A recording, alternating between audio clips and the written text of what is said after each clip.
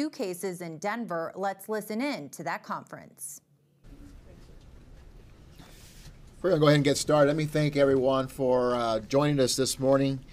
I'd like to start by thanking all of our city employees who have been working around the clock to keep the residents of our city safe and prepared.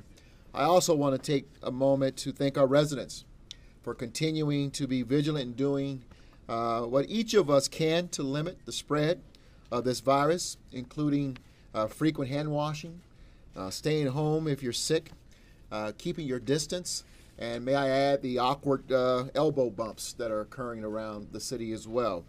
I also want to thank the governor, Governor Polis, for instructing that insurance companies to make virus testing free, and for being such a good partner to the city of Denver, along with his other departments, as we work diligently to address this issue. There are some new developments in Denver involving COVID-19, and we just want to bring an update to you this morning. As you may already know, we have 2 presumed positive cases in the city and county of Denver. Now there are 8 people under quarantine.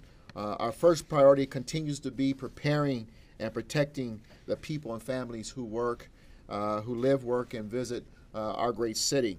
As you recall, last week I stood up a task force that was more internal of all of our agencies and our external partners, including Denver Public Schools and Denver Health and Hospitals, to help us really to monitor the situation in Denver. That includes taking a look at how we continue our efforts to stem the tide of the spread of the virus in the city of Denver, making sure that as a city we continue our operations and that we have the resources necessary to devote to this challenge that has befallen our city and our state and, of course, the global marketplace. But also monitoring the economic health of the city as well, and how our concerns, the concerns of this virus impacts our economic well-being. Given these concerns, I have directed a partial activation of the Emergency Operations Center where we stand. The whole objective of this operations center is to coordinate the operations, resources, and messaging, and to, of course, to save the city. As you see up there is our motto in this room.